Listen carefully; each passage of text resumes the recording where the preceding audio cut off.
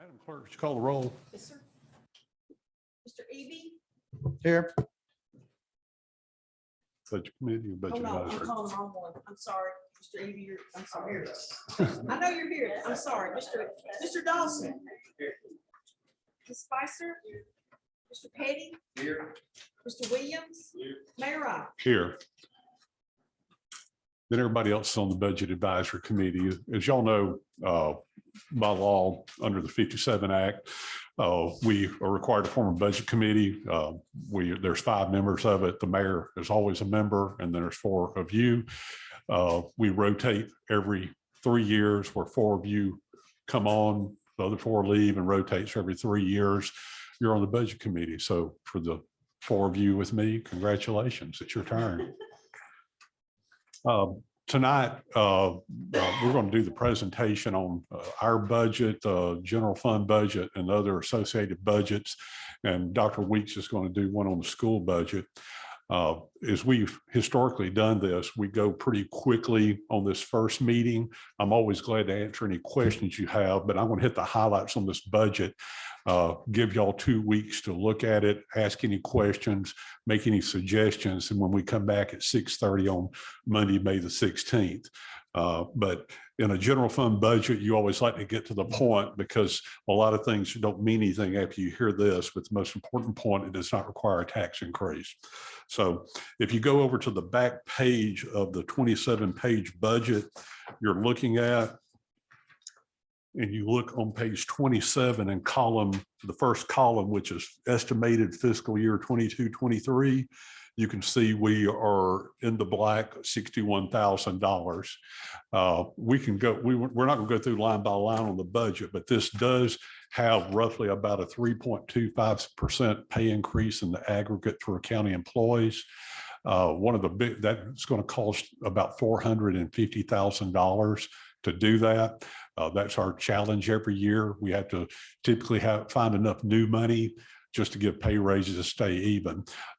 We were able to do that. We were having about that much growth.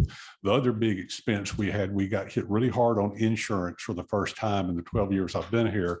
It was over a $300,000 increase, but that's not happy. But the good thing is, if you take our insurance over the last 12 years on health insurance, we're averaging a 3% annual increase, which is good. So we just got hit big and hard this time. But with all that, we've balanced the budget. As you can see, property taxes of our general fund budget, which is almost right at $30 million, is $16.9 million. That's property tax.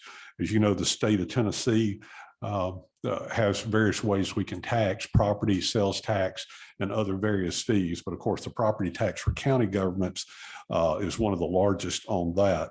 So that is where we are. We have moved some pennies around to balance this budget because we have other funds that were performing very well. And because they have performed well, we moved those pennies over in this budget to balance to help cover those expenses. We have also in here have gone on and made contingencies for inflation. We've been pretty lucky up until this year with inflationary pressures, but the price of fuel by itself is a long-term issue. We're in good shape from the way we have been budgeting on that. So we're good through this year, and we feel like we're good next year, but there will be continued pressures on that until we see some break in fuel prices. I think I can speak not only for us, but of course with the bus services through the Department of Education, our Education Department School Board. That is really the highlights on this. You can flip through this, and it's unfair for y'all to get it tonight and expect y'all to ask a lot of hard-hitting questions, but I would like for y'all to thumb through that if you want to now or over the next 2 weeks, and you can get with myself or Don Hall. We can meet with you one-on-one. I can't meet with you as a group because of sunshine law, but I can meet with you individually or answer questions on the phone on that. And myself and Mr. Hall are both available. We do see some numbers in here because as we move forward, on the budget, we get better numbers because as we move forward, because our revenue numbers and our expense numbers become more real. We're basing all of our projections right now on the third quarter numbers. So each month as we move forward when we get April's numbers and get a good feel for May, some of these revenue expenses will be adjusted, and we'll bring those back to you in the next budget. There won't be a great deal of this budget, as you see, is pretty much what it's going to be. You've also begun an envelope that has department and elected officials request. You're going to find that is going to be pretty similar to these budgets. One of them with the Sheriff's Department was probably a bit higher, but we worked with them on that, and we've worked through it. And Sheriff Eads is Sheriff Eads was in agreement with what we've done on that. So it's really good budget. I feel good about it, especially during the pressures we're having with some of the increased expenses, but it is a balanced budget. It requires no tax increase. I'll be glad to answer any general specific questions for you right now.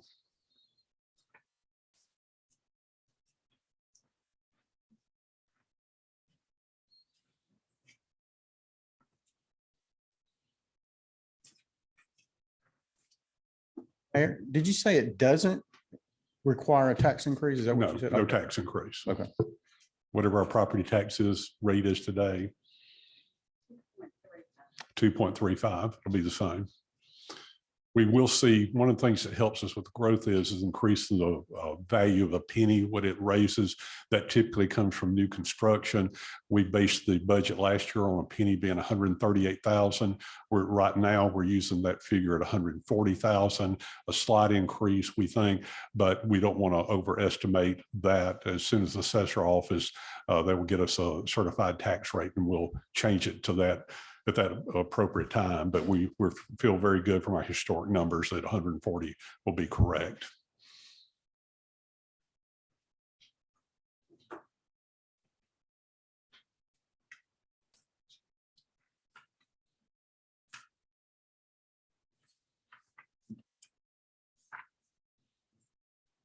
Is each department still want to have the same? I know the 235 is the same.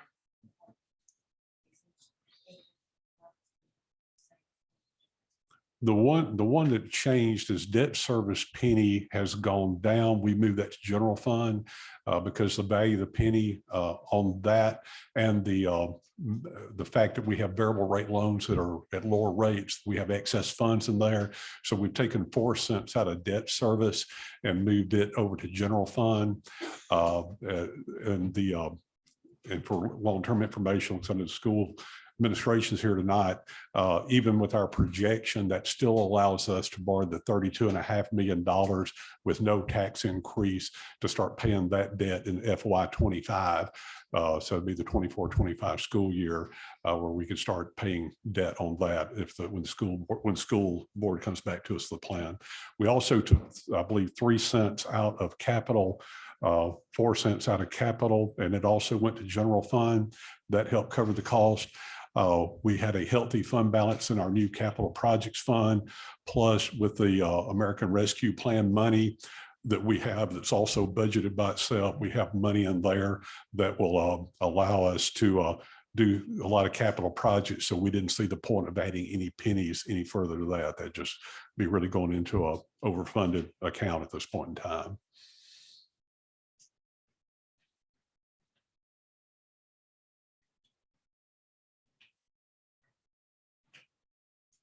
Well, I'm going to, if there's any other questions or comments on this, we'll do it as aggregate. We'll let me I'll go over all the smaller funds too, because what the motion is will be from the committee, I believe, is to move it on to our next budget meeting on the 16th. We do this once a year, so I have to look at my attorney to keep me out of trouble. Thank you. He's looking, so he's really on the clock right now. But we will have a May 16th meeting, and then on the first Monday in June, which I don't know what that is right now. Anybody looking around? By the time I find my phone, on the first Monday in June, we'll have a public hearing. June 6th. We will have a budget committee meeting with a public hearing, hopefully to move these budgets on if y'all are in agreement to the full commission body. And at that point in time, we'll vote to approve the budget as we did last year. We did on the first Monday of June, the fiscal year, had it done almost 30 days ahead of time. If there's no other questions about that, I'll go to the next budget I have on in order here. I have a landfill budget. That is pretty much a status quo budget. The $10 fee is still in effect on that. We are looking to increase tipping fees, commercial tipping fees. We've been given cost increases on handling tires and things of that type. So we need to pass that cost along to the consumer on those tires and other things, which are businesses where we're just passing our expense onto them, which will be obviously passed on to a customer. So we're not in a position where we can subsidize a commercial business on that.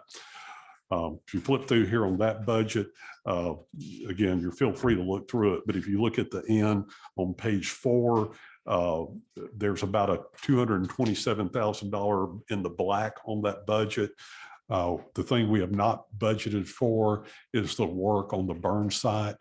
We purchased the burn site, but we feel like there's enough money in his fund balance that at the appropriate time, we'll come back to y'all, amend out that money to have that site built out there.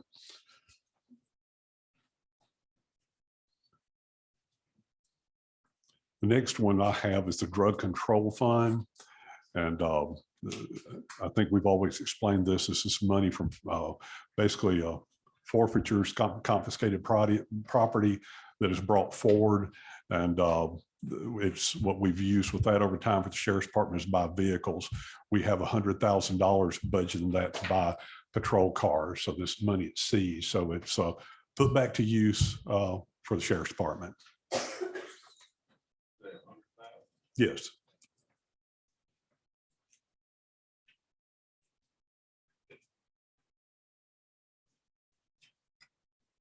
The next budget I have here is American Rescue Plan money on this. This is the money that came from the federal government. As you can see, during last year, we took in $5.2 million, which was our allotment from the federal government. We're not showing a revenue here yet, but we need to go back and add that in. We'll be receiving that same figure from the federal government this month. So that will have that fully funded in this. We're doing a lot of the building projects out of this money that qualify. So what we will do is we bring a building project, we'll come back to you for your approval to take the money out of this. I think all of you are obviously aware of the work we've done upstairs in this building. It's part of a longer term building program that we're nearing the end on. The first floor is being remodeled now. That'll be done by the end of July. Our goal after that is to start a building next door using this money to put planning and zoning in the whole next door. After that's done, we can redo the downstairs with where archives is, where the archives will have the whole basement from that point forward where they can grow in that for another 20 or 30 years. Then we'll be at the end of the building program that we kind of put together that we started, I guess, really back about 2014. The last thing on the list that we've talked about for a long time, and we're going to seek out grant money, is the rehabilitation of the historic courthouse in preparation of the 2030 bicentennial of that building. So that will be some funding we'll be looking at. It won't be during this fiscal year. We'll probably have a discussion about that either in 1 year or 24 months from now. Next was the highway budget. We've added a lot of funds into that over the last few years. There's a lot of funds being spent out in the county. I found me a new road last night, Gamble Road. It seems like it's paved and striped. So of course, we'll be getting a call to lower the speed limit because 45 did not seem fast enough to me. I thought, I'm sorry, Sheriff. But no, we got several of those. I think Old 48's been done. Is that my understanding, Mr. Simpkins? You live out that direction. And then has the one in Maple Valley been done yet? No. Okay.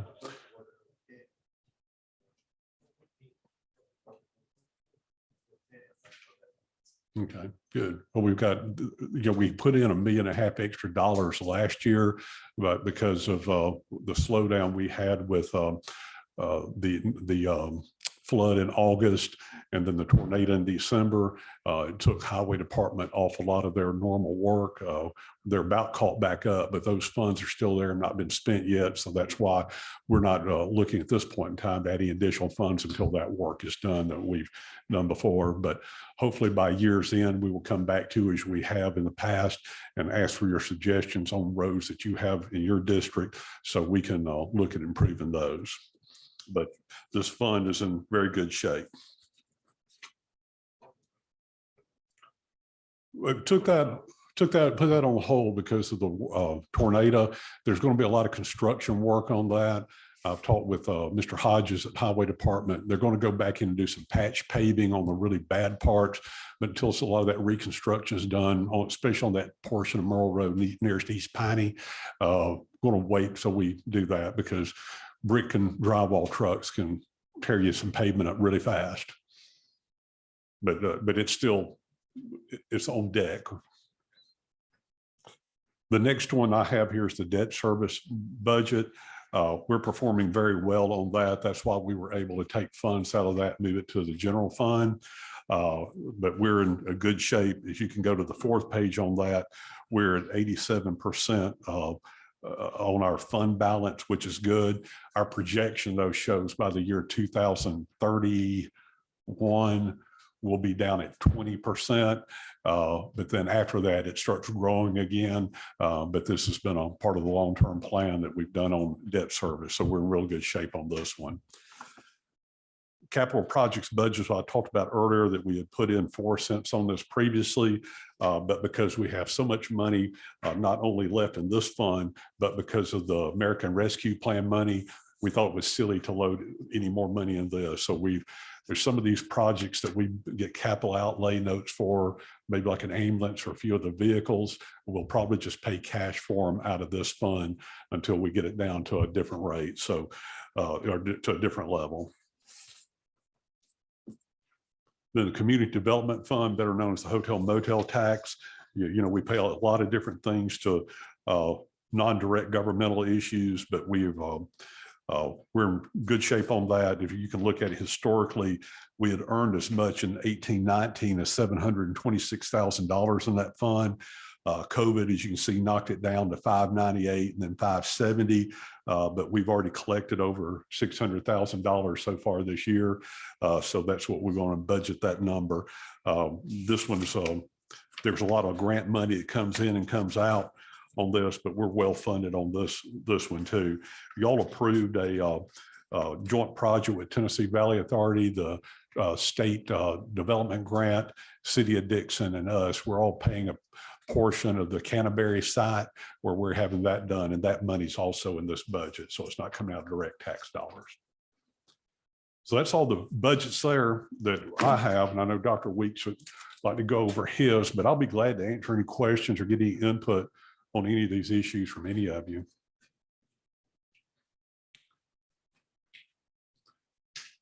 Well, if there's not any now, I know y'all know where to find me as the next 2 weeks go on, but I really want to thank Don Hall, Lori Whitaker, Linda Gardner, Marianne over at the budget department. They did a really good job on this.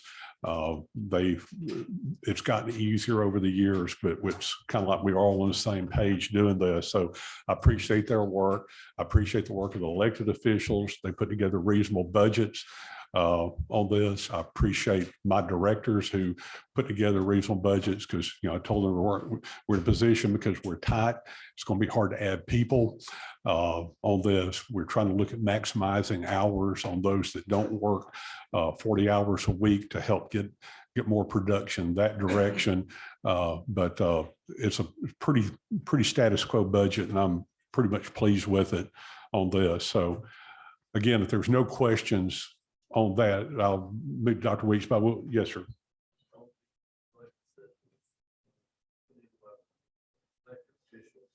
Once it's marked done, it means money's been put in that, or how's that?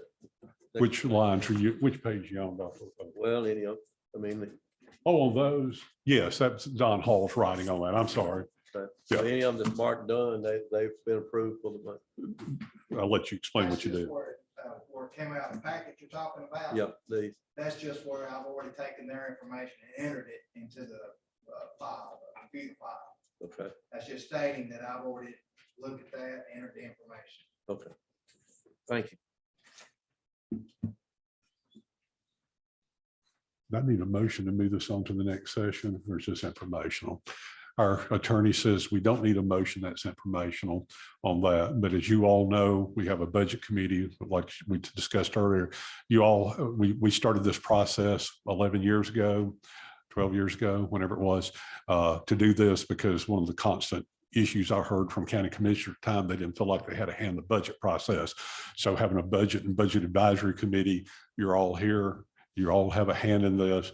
The technical parts is the 5 members will, when it's appropriate to vote, we'll have to vote to move it on to regular session, but you're always free to ask questions during the budget meeting. And of course, you're always free to ask questions and have your input during a regular session. So that's where we are on this. So I think I always say that was the mayor's budget. Now it's your budget.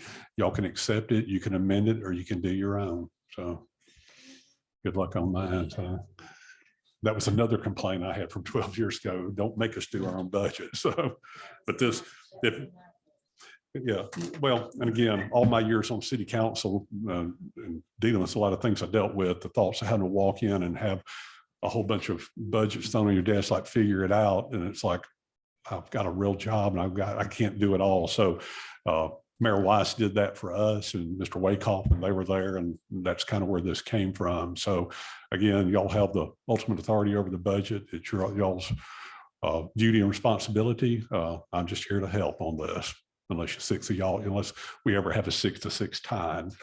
And over about 260 meetings, we haven't had one yet. So I never get to vote. Well, with all that, I went a lot longer than I thought I would, but we knew we probably would. But Dr. Weeks, if you'd like to come forward and present the school's budget.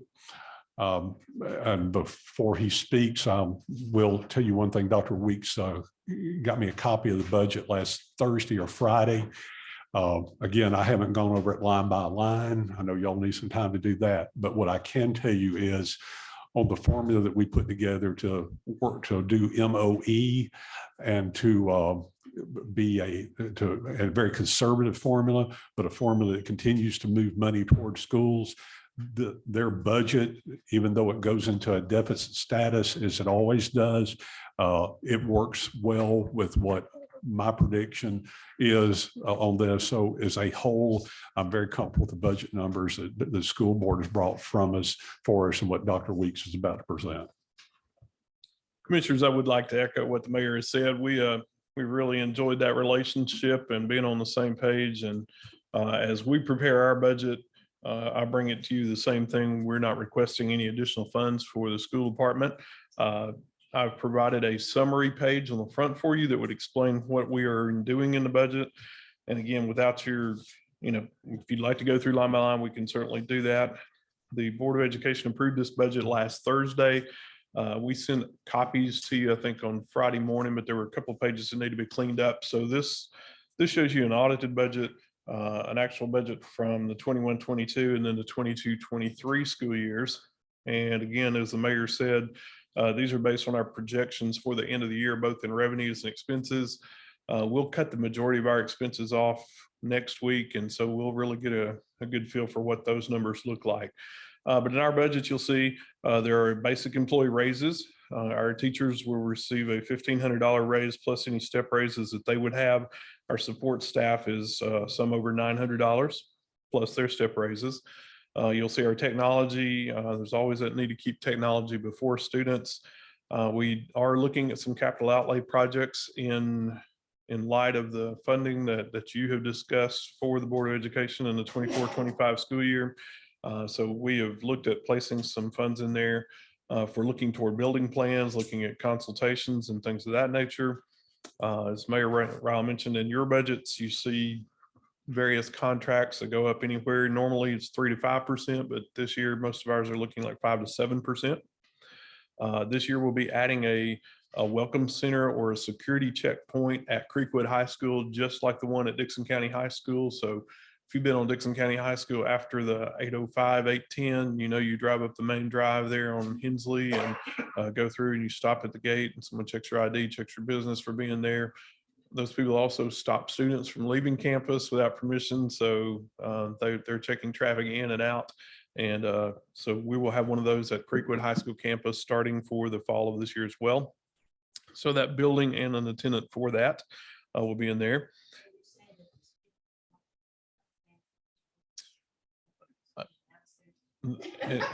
I'm gonna say they can't drive that way anymore. I'll put it that way. Now they may have some other ways of getting down there, but the 3 or 4 driveways, the chains are all locked, the poles are pulled at 805. So anybody that comes on and off campus, including our staff, we go through the main drive, check in, and so that takes place. I'm sure students can always be a little more creative than we are if they have that desire. Preschool emphasis is one of those things that we continue to talk about in education, is getting students ready to be at school, getting students' families prepared for what they need to learn in kindergarten, and that emphasis on early reading and literacy. So we're placing some resources in the budget for that. The Grow Your Own program is one of those programs that we're having a lot of students take advantage of. And Mr. Beatty, if you don't mind me using your daughter as an example of that, several individuals, when we make a decision, we graduate from high school, we make a decision, do we want to go to college, do we want to go to work, what else would we like to do? The state of Tennessee has given us some grant money to call, and it's called a Grow Your Own program. So instead of us going out looking for teachers everywhere, we have the ability to take young high school graduates, put them to work while they will be their typical freshman year of high school or college. So they're working for us in a teacher assistant role. They're going to school maybe 1, maybe 2 nights a week, taking their associate's degree, which the state's paying for all of that, or their resources through Hope scholarships and all those kind of things, while they're getting an experience of working for us during the school day. So, what a deal that they're working for us. They're getting their education classes. They're going to have an associate's degree in 2 years. They'll transfer to Austin Peay in the fall of 23, and they'll come out with an bachelor's degree at that point in time. They're already going to have the experience in the system. They know what it's like to work for us. They've got that experience of working with children. It's not like some of us might have done, you go through all college, you student teach, and you decide that's not for me. So these kids are getting that up front and exciting. So we have 13 kids that are a part of that program. And so I think there are about 9 that are high school graduates last year, were high school graduates. And then we had some folks that worked for us as teacher assistants that, life happened to them for whatever reason. And maybe they had to drop out of college, or maybe they didn't get a chance to even start college or participate in college. So those individuals are working for us now, going through the same program, getting their degrees while they're being paid. So they're earning a salary. They're going to school, getting a free education, basically going to come out with no debt. And the only exchange is they're agreeing, they've signed a contract to work for us in Dickson County. So we are growing our own teachers for that case. And so we got that program with National State. We're very proud to work with National State on that and Austin Peay. And we're about to sign another agreement very similar to that with Belmont. So we're excited about that. And we were so successful this year, we have about 14 individuals lined up for that next year. So we're excited about that. If you have more questions about that, I'll be glad to get with you individually and talk about that. It kind of got away from budgeting on there. Transportation, the mayor mentioned fuel, parts, accessories, and that story. We budgeted for fuel, we budgeted for gas increases. As trying to find supplies in the supply chain. So when we have a part or we need a part, trying to get that part and get it to us. So the transportation and utility budgets, you'll see changes in maintenance and operations.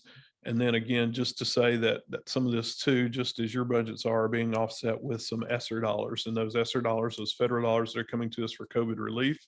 And again, I think the first time that I ever appeared before this commission, some of you were here then, we were looking at some budgets that had spent some one-time federal dollars on expenses that would be recurring expenses. And I'll continue to tell my Board of Education, we are not doing that. We're being very proactive about where we're placing those dollars. We're putting those dollars in classrooms and in places and items. And, somebody 3 or 4 years from now, when all that money runs out, it's not going to stand before you and say, we need money to make up for what the federal government sent here. So we're being very careful with those dollars so that you're not going to run into that choice of do we raise taxes or anything like that. So again, we're coming to you saying that we do not have that need for that. Again, we've enjoyed working with the mayor and preparing this budget. And just as he explained, I'd like to thank my department heads and my principals. We start right after we return from school in January. We meet with every principal and we talk about their needs in their building. Then we meet with every department head and talk about what the principals requested. Each department head puts their budget and gives their budget to me, just as you have multiple budgets. All of ours just comes together in one budget, school's budget. So we put those numbers together. Board of Education reviewed that about 3 weeks ago, 3 or 4 weeks ago in planning session. They made a couple of suggestions that we provide some more social services to students. You know that we're continually dealing with student behavior and how student behavior, particularly coming out of COVID, has been. So you will see some dollars in there for dealing with student behavior from the form of social work, guidance counseling, however we tweak that out to be. But again, so that our students have access to those services that they need. But again, we believe we have a very healthy fund balance that will meet all of the state requirements for that. The mayor and I have talked about that. And again, as closer we get to the end of this year to see what those are projected to be, we believe we'll be in good shape. So I'm honored to present this budget to you tonight. I thank my board for approving it. And again, I'll be glad to answer any questions if you have those specifically, or if I don't have them tonight, we'll get them to you. Feel free to ask Dr. Week any questions you may have. I just got one on the new formula that the state is giving y'all. Yes. Have y'all figured that out yet? I think so. I had the privilege, Mr. Evie, of serving on one of those committees. I chaired one of the committees for the commissioners. So I've kind of been on that from the very start. That will start not for this budget year, but for the 24-25 budget year. So really it's more clear and more transparent, I think, for us to see where the dollars come to us. It's still not prescriptive about how those dollars are spent. So, we received our estimates from the state last Friday afternoon, about 2 o'clock, of how many state dollars they anticipate sending us for this budget. And so I think it's going to be the same next year. It's just going to look different format, different form. And I think we can actually trace where those dollars will come from. But in terms of state dollars, I think we'll be blessed in Dickson County by a pretty significant increase. Yeah, so it's going to be an increase for this county. Yes, sir. How many teachers? About 685 full-time positions. And again, we have part-time positions, and when you say teachers, I'm using the term licensed personnel there because everybody that principals require license, assistant principals require license, and then we have some non-instructional people that do not require license for their position. So we're approaching 700 very easily. Are y'all still gonna be able to provide like breakfast and lunch for the kids this year? That has Free? been a federal program, and they're still debating that for next year. I'm pretty safe in saying I believe that'll be secure for this coming budget year. I think there's a lot of discussion about carrying that forward, though. Okay, thank you. COVID kind of shut it down. Kids at school, where they're on the school. Yes, sir. Last year at this same period of time last year, we had about 18% of our student body learning. 27. It had been as high as that, yes, sir. So we've seen all there, but as a matter of fact, we are this year during the school year, we had placed a distance learning program for 3rd, 4th, 5th graders that wanted to participate in that. Sometimes their parents or grandparents were still uneasy with them coming back to school, and so we provided distance learning opportunities for them. And we did not have enough interest at the elementary grade levels to continue that program and to be efficient at that. So we're cutting that program back significantly for the coming year. I understand. I appreciate that. But yes, sir, our enrollment is relatively the same, but again, I would say we're probably less than 300 to 400 students not in our buildings now, as opposed to in the 20%. Yes, sir. So I think in the last 6 weeks, we've only had one student case of COVID that's been reported and no adult cases. So, yes, sir. Do y'all suspect a student population increase for next year or not? Well, Mr. Eby, that's I said that 10 years ago, and I thought we would. We have relatively been flat. We are still in the same neighborhood that we've been, which is hard for me to believe. You know, as we drive up and down the roads, and we all talk about growth in our communities, and talk about zoning and regulations and all that. Someone told me this morning that there was an 800 and something apartment complex being built right in our back door and everything like that. In traditional educational planning, I think you plan on a student and a half, so 1.5 students for every new house that's built. We've just not seen that. And so again, I think we had some analysis of our census that was done. We had a group come in and make some studies and do some studies. And again, that population, you know, age 5 to 18, just that population growth is not there. So I think that makes us reflect on the people that are moving to Dickson at this point in time. And again, you can look at it either way, fortunately or unfortunately. You know, our student population is not growing. We're holding our own. But it is hard to say that, you know, we're one of those metro rings right outside Metro Nashville and not growing. So we are hovering right around 8,000 students, which is where we were 10 years ago. Yes.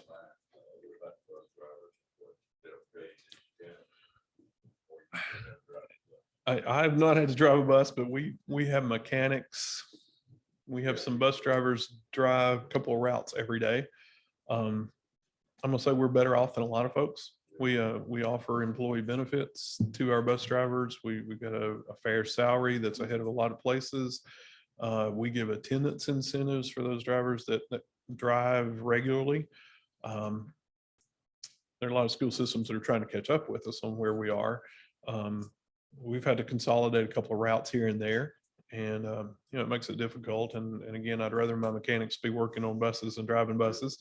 But you know, we're making it. We're doing okay. And you know, but again, that population's getting older, and you know, sometimes it is difficult, and the state and federal governments have made it more difficult to get your P&S endorsements to drive buses. There's a lot more testing and a lot more responsibilities for that. So holding our own, but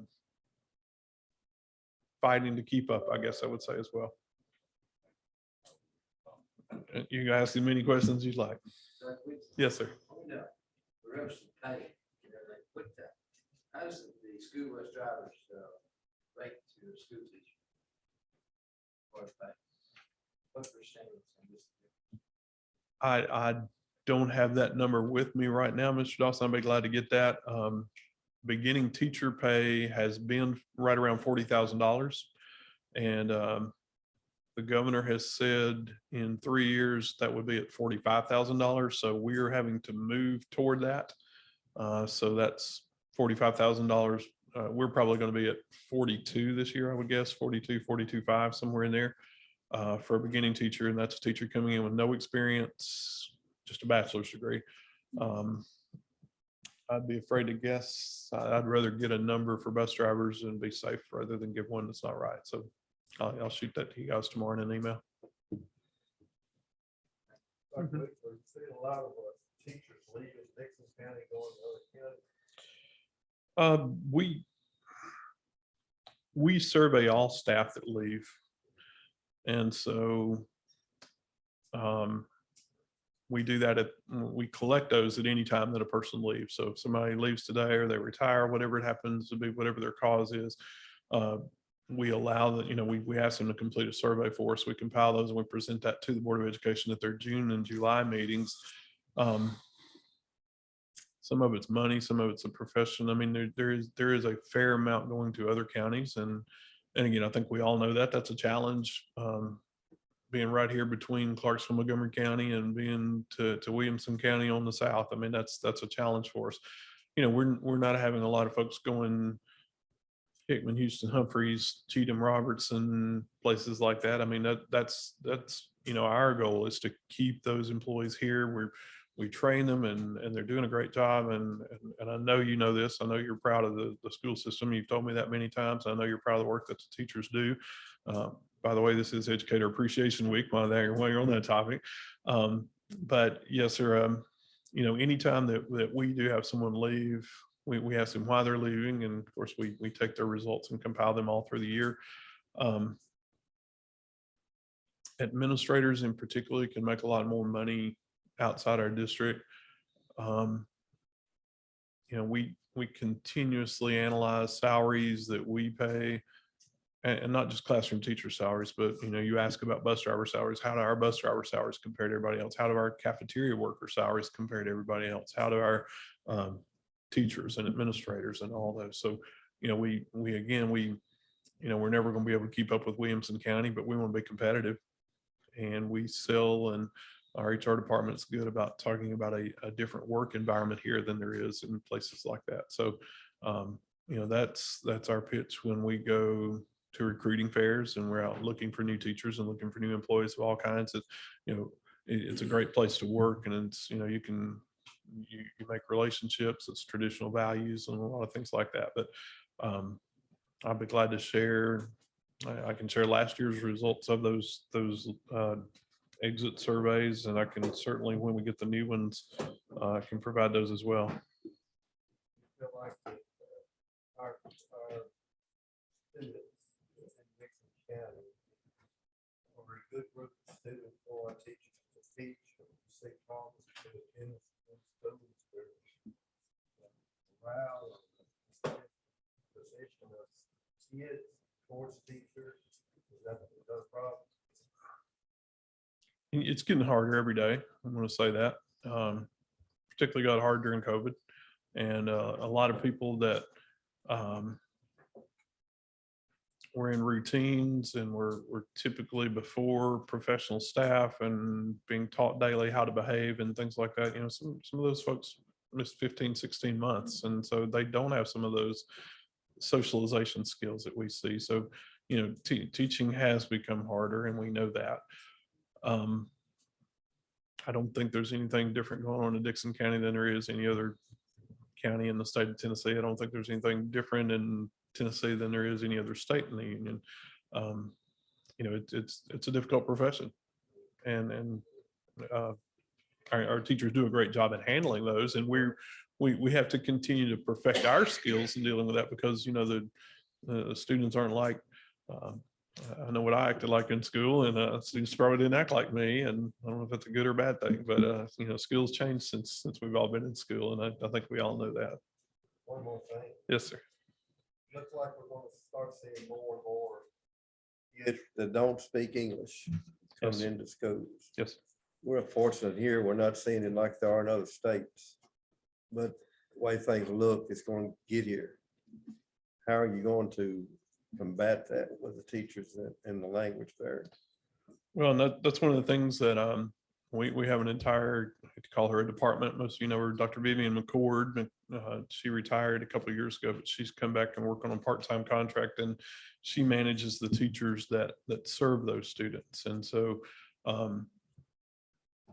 I know there was a large influx, not, you know, probably a 30% increase this year in the different languages, and it's becoming more difficult because it's not just one language. So we're starting to see multiple languages and multiple students coming in with, you know, it's not just Spanish, but it's Spanish and these other languages and things like that.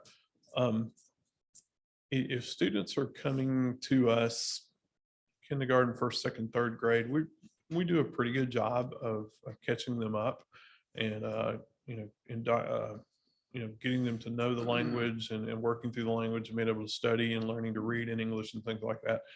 Our difficulty is a lot of times 16, 17, 18-year-olds coming to us with no high school background, no language background, And, maybe. That was another one of my concerns. How are you, say you have a 15-year-old comes in and he doesn't have the education where he should be. Yes, sir. Are we putting those in classes with younger kids? No, sir, we're not putting, if they have no schooling, state law requires us to put them in the age appropriate setting. So again, you may be looking at a 15-year-old coming in as 8th grader, freshman, sophomore.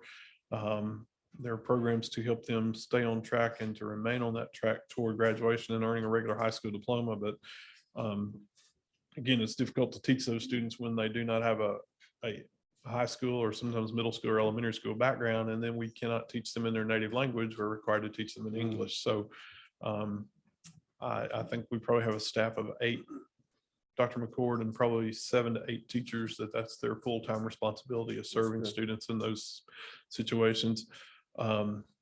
We do have a couple of community organizations that have just come to Dickson County, and we've had some preliminary meetings with them. And so we hope that they're going to be able to help us in providing some services to that community and that group of students, so that maybe they can provide some supports outside of school to supplement what we're doing in school. So it's a challenge. Thank you. Yes, sir. Yes, ma'am.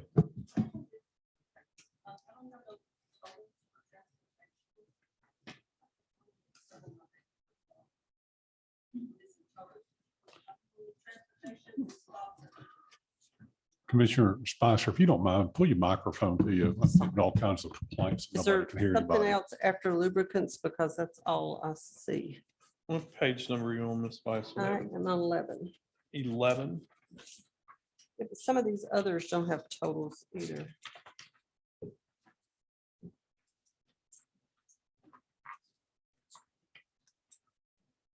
My handout is missing a page 2. So let me make sure that I'll make sure you have a complete copy emailed to Okay. you in the morning that Okay. you do have every page, but I see a couple of It pages looks missing like the from my doc. bottom. Is there a page 12? There, you should have a total of 13 altogether. So if you're missing something, I'll make sure that you get those. Well, we're missing 2, missing 6, 8, and 12. Yeah, that's what I think is why we're missing the bottom. I think they're on another page that we don't have.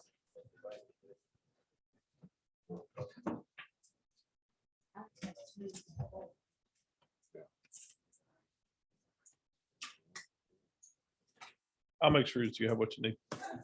Thank you for bringing that to my attention.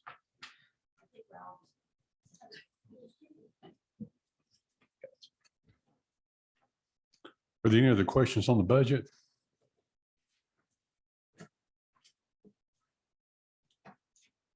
Thank you, Dr. Weeks. Thank you. And again, if you have questions, I'll be glad to answer those again on the 16th, or, my office is open. We are a little busy the last couple of weeks of school, but you're welcome to come by anytime. We'll try to make time to see you at any time. And again, if there's something that we can do to answer some quick questions for you, just shoot me an email. We'll be glad to get those for you. Thank you. Thank you.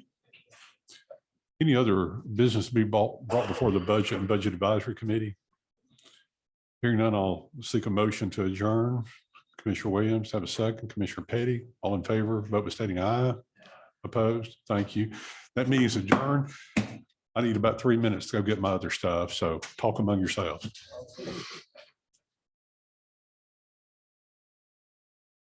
Session. Dr. Weeks, would you mind praying for us? Please pray with me, please. Father, we're thankful for each and every day that you give to us. We thank you for the blessings of living in the country that we do. Thank you for the blessing of living in Dickson County, being able to serve, and being able to participate in this process. Father, we thank you for developing leaders among us, and thank you for the ability to serve and make decisions that are in the best interest of this county. We ask a blessing on those that will make decisions tonight. Father, as we head into this weekend and the opportunity to think about our mothers and the blessing of those mothers that you give to us, we ask a blessing on those and a blessing on those that are no longer with us. Father, just be with us during this time tonight. Protect us as we go our separate ways at the end. These things we pray in your name. Amen. Amen. Everyone stand for the pledge.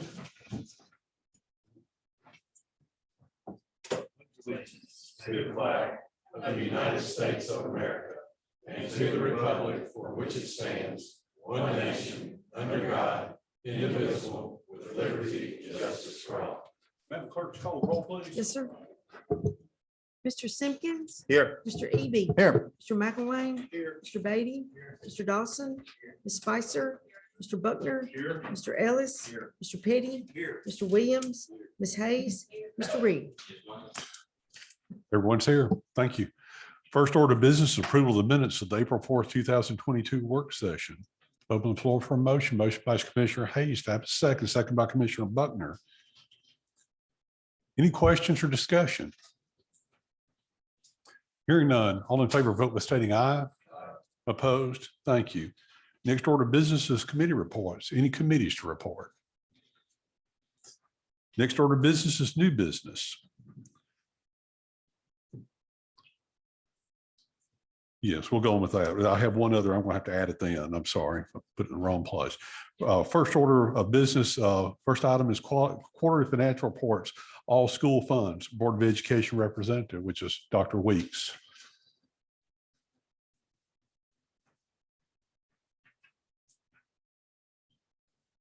Thank you again, Commissioners. You should have received our quarterly financial reports. And again, our quarterlies are all in order.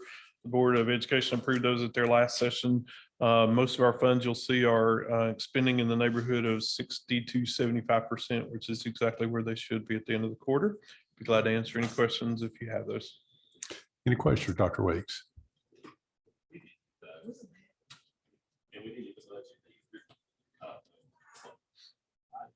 Okay, What did you get or not get? The budget? neither.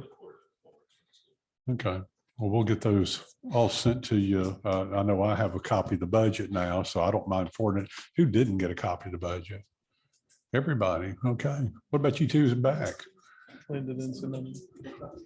They're not answering, so they must have. That's what I thought. Okay, everybody gets a budget. You get a budget. You get a budget. You get a budget. Everybody will get a budget and quarterly reports. All right. Apologize for that. You are playing along so well earlier. You fooled me. It should have come out Friday morning, right after our board meeting. So, Well, if you don't have this, it sounds like this is an order. We'll move this on to the regular session and give you all 2 weeks to review it before you vote on it finally. So all we're looking for tonight is to move this on to the regular session on May 16th. Motion by Commissioner Simpkins, second by Commissioner Hayes. Any questions or discussion? Hearing none. All in favor, vote by stating aye. Opposed? Thank you. Dr. Weeks, were you wanting to deal with your other issue right now, or? please, as a commission, I'll be glad to. This is one that is not on the agenda. Dr. Weeks brought this to me earlier. He was going to pass y'all something out, so y'all will have this.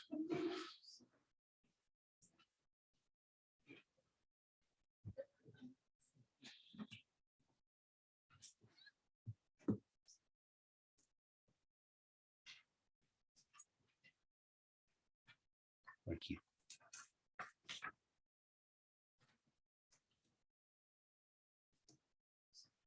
Commissioners, tonight our Board of Education has approved 3 capital outlay amendments.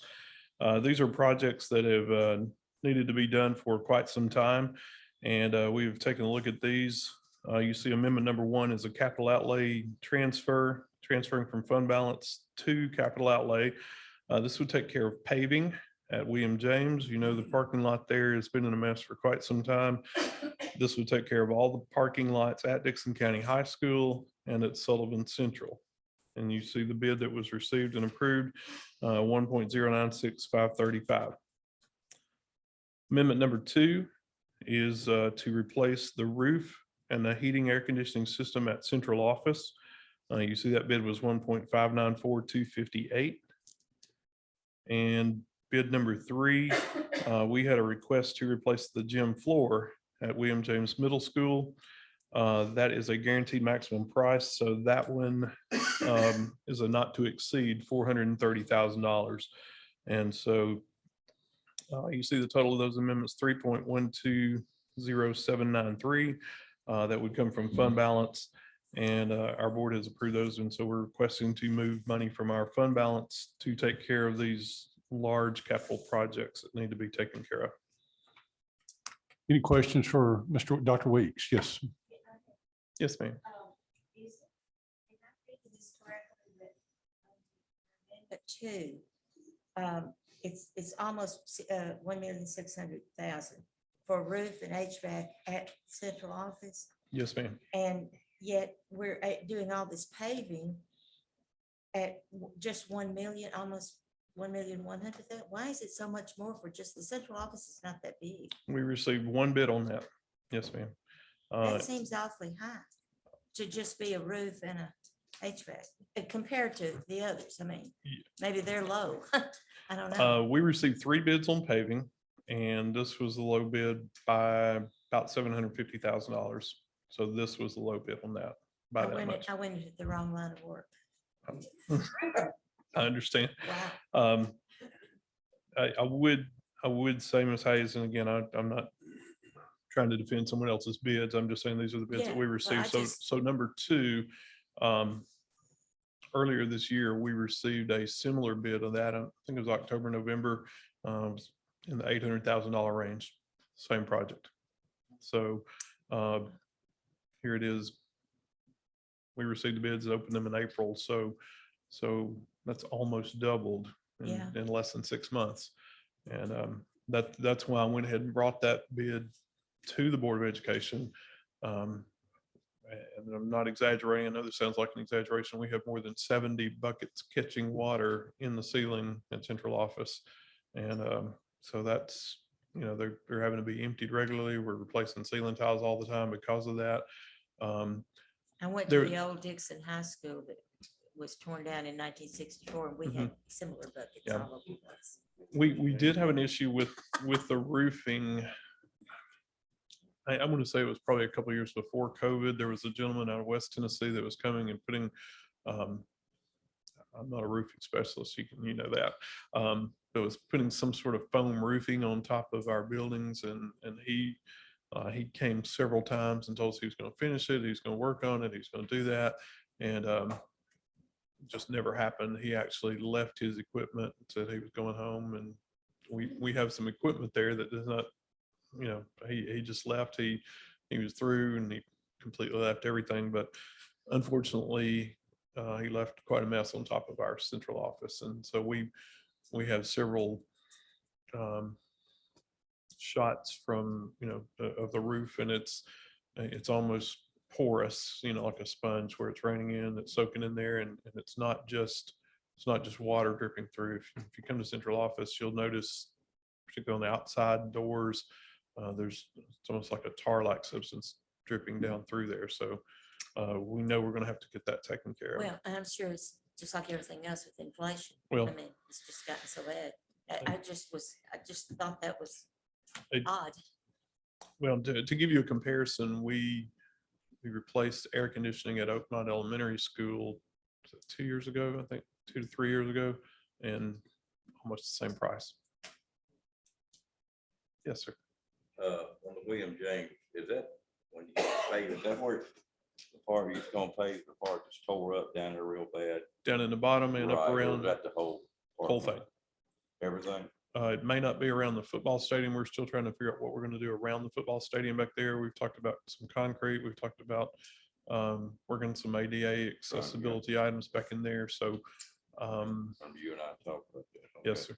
But it is going to take care of what I call the lower parking lot off to the side over there, and around front as well. All right, thank you. Yes, sir. That question. Yes, sir.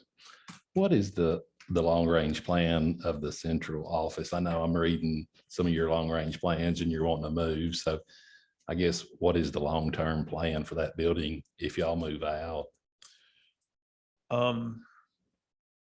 I'll preface my answer by the Board of Education does not have a 5-year facility plan at this time. You know that.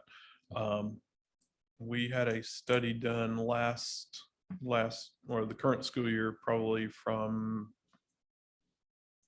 August through December, of a group that came in and studied all of our facilities in the county and made some recommendations to the board. one of the recommendations is to, our central office is very cramped. We have probably more people off-site than we do on-site in central office that serve our district in various ways.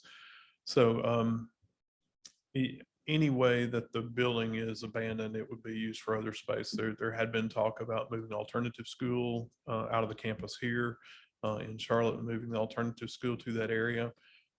Our technology needs to remain in that building as best we can. So our entire server system and all of our technology is in the rear part of the building, kind of faces Hensley Drive and North Charlotte back there. So much of that is embedded both in the ground and in the ceiling. So it's protected and it's secured, and it would be probably beyond our scope to move that. So regardless of what's done with that campus, I would foresee technology remaining on that campus. And there's a technology staff of about 10 people that manage networks and do everything administrative, student wise, everything.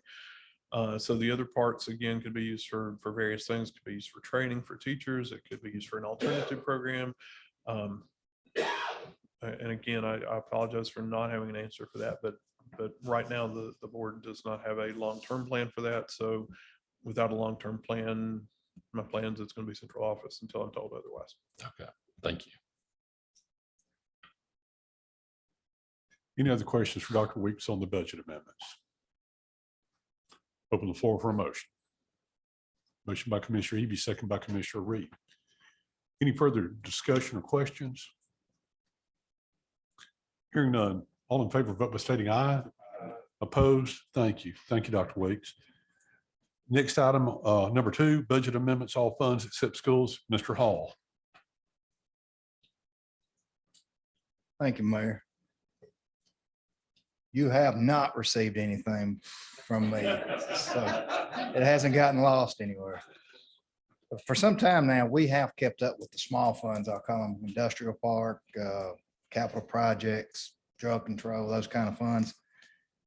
With the budget process going on, I have not had much time to delve into the big funds, general fund, highway, and I'll even call the landfill a bigger fund. That's where some of the bigger dollars are, but that is something I have gotten into just a tad with my staff. But in the next 2 weeks, that will be. I hated to let this time get away, and it was a late entry onto Star Moore and Mayor's office getting on the agenda, but she was able to get it on there for me. I hate it for these next 2 weeks, since we had this meeting tonight coming and going. I had time the next 2 weeks to get this, to be able to review some of this stuff. And there will be something sent to you, not this Friday night, but the Friday night before the next meeting. So I do need you to approve these sent on to the next county commission meetings. There will be quite a few things looked at, and quite a few things will be changed, I'm sure. But and it's probably not to say that the small funds won't be looked at again, because we're coming down to the end of the year, and the comptroller's office looks at everything every year. So we definitely have to be ready for them. So I need all funds approved tonight, sent on for 2 weeks. This is to move on after you get the information to be voted on, to put it on the agenda for the regular session on May 16th. So open the floor for a motion. Motion by Commissioner McElwain, second by Commissioner Petty. Any questions or discussion? Only thing I'll bring up for you vote is Mr. Hall's worked hard on the other budget. So he's been very busy on that. So I want to give him a pass this time. So I don't know if he'll come to work tomorrow after what all he's been doing over the last 2 weeks. So we do have proper motion a second. Any questions or discussion? Hearing none, all in favor to move this on a regular session, vote by stating aye. Opposed? Thank you. Thank you. Thank you. Next item is request for unclaimed property from the state. Ms. Greer. This is, most all of y'all have been here as long as Bob and I have, Mayor Ryan and I have. We can request to the state our unclaimed properties, like money that we've written checks for. The courts, Leslie and all them write checks, and a lot of people don't cash them. So we have a process that we have to have a resolution that we send in, and Mayor Ryan signs another document, and we can request our funds back from the state treasurer. And we can do Ms. Pendergrass, I take her the check when we get it, and she can invest those funds, but they're always the owner's property. Like if Don Hall has an unclaimed property, it's always going to be his. But as it's invested, the county can, all the monies that the investment makes, the county gets to keep. So Ms. Pendergrass, whenever we get it all, I'll get the check, I send it all in. It's kind of a process. It's not a big deal, but then whenever we get the check, I take it, she deposits it, and then Lori and them, and they invest it. So, but you all have to act on us in order to request the properties. Any questions? Motion by Commissioner Buckner, second by Commissioner Hayes.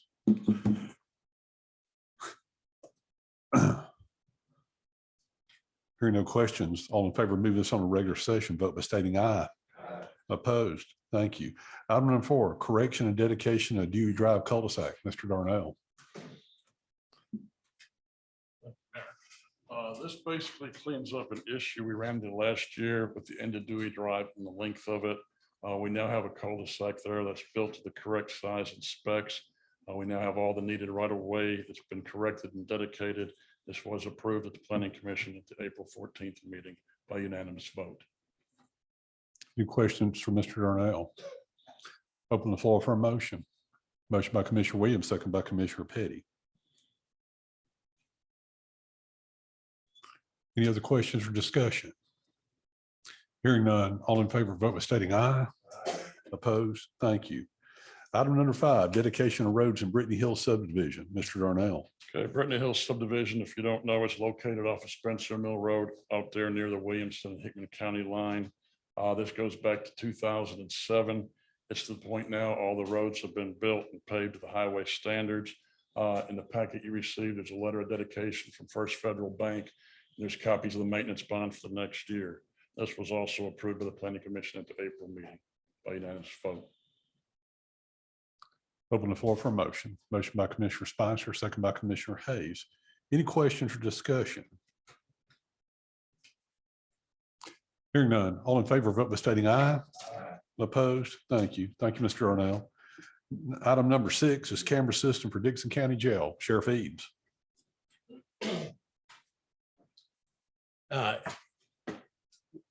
We had talked about this some time ago. Any RFPs went out, so we just opened, was it Wednesday, Don? We just opened Wednesday. This is a very large project, and I'm not comfortable to bring a full recommendation on how the bid went, and we're still checking specs and making sure. So I would like for request that y'all move it forward, and then we get a recommendation. We'll get that to Mayor Ryle's office, and it'll be distributed when it comes down to who and when. Then I can speak on that at the next commission meeting. How many bidders did you have, Sheriff? There were 2, Mayor. Eight, I believe 8 or 9 proposals were picked up, but there were only 2 that submitted bids. All right, thank you. Any questions from the Sheriff? No. That's a motion by Commissioner Reed to move it on. I have a second. Second by Commissioner Spicer. Any questions or discussion? Hearing none, all in favor, vote by stating aye. Opposed? Thank you. Thank you, Sheriff. Any under other business? I have one thing. Do y'all have any commissioner have anything we do under other business? The one thing that we did not put on the agenda, but we were properly notified did not make the agenda, was an appointment to fill the opening on the planning committee. After being in discussion with Commissioner Buckner, he has brought forward the name of Jeff Chase. Mr. Chase was here 2 weeks ago, and I think you had an opportunity to meet a few of you. He's not here tonight, I don't believe, on that. But that's my recommendation on the recommendation of Commissioner Buckner for the 7th District. Open the floor for a motion. Motion by Commissioner Buckner, second by Commissioner Petty.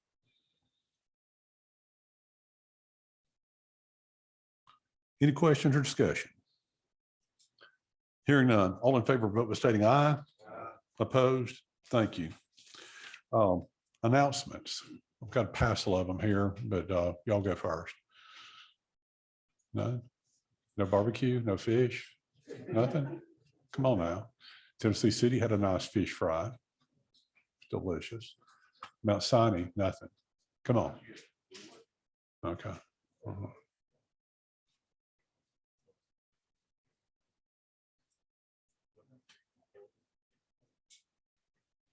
What is that? You say May 21st?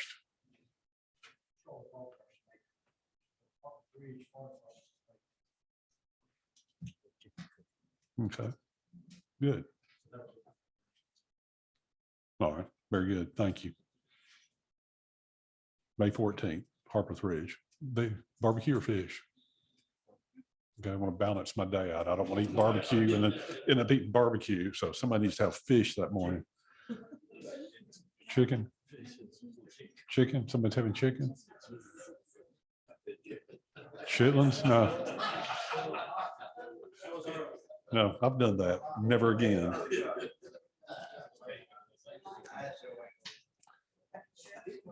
One announcement here would be the annual Stacey Beatty yearly celebration of his birth will occur at 1901 Highway 49 East, Charlotte, Tennessee. It's a come and you go. It's a 24-hour deal. Drop by anytime.